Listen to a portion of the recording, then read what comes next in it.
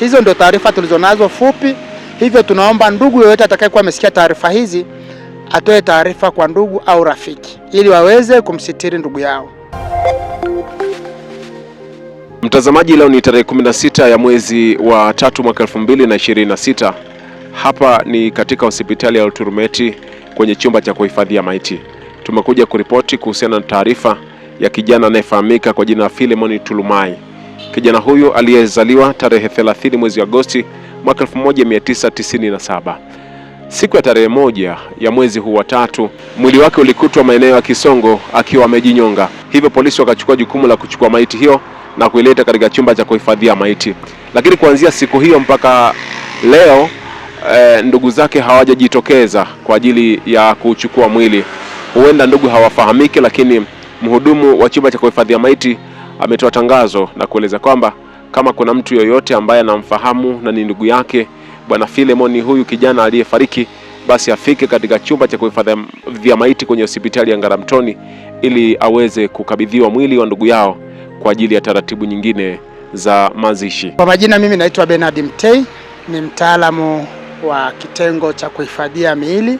Hapa nimekuja kwa ajili ya kuelezea mwili ambao uliletwa na askari, ambao mwili huo umeletwa mnamo tarehe 1. Hadi sasa hatujaona ndugu waliofuatilia, lakini hapa nilipo nina kitambulisho cha mtu huyo ambaye kinatambulika kwa jina la Philemon Tulumai, ambaye inasadikika kwa taarifa za polisi walimkuta akiwa amejinyonga juu ya mti.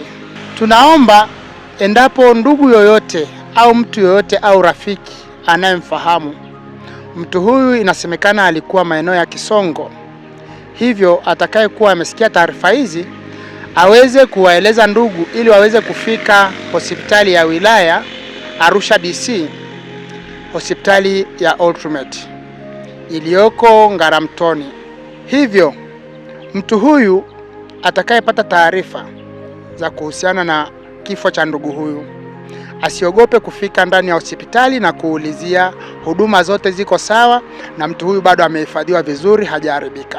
Kwa taratibu zetu sisi, huwa mwili ambao hauna ndugu mara nyingi kisheria tunauhifadhi ndani ya siku 14. Baada ya siku 14, baada ya kukosa ndugu, tutauacha tena ndani ya siku 7 ambayo itakuwa imefikia siku 21. Baada ya hapo tutaanza process kwa ajili ya kuomba kibali na kuandika barua ya kuruhusu kuuzika mwili huo makaburi ya manispaa. Kwa haraka, majina haya ni ya watu wa Singida, Babati na hapa maeneo ya Hanang'. Na hata kwa uchunguzi zaidi tumejaribu kuulizia watu wa kanda hiyo, wanasema jina hili ni la ukanda wa huko.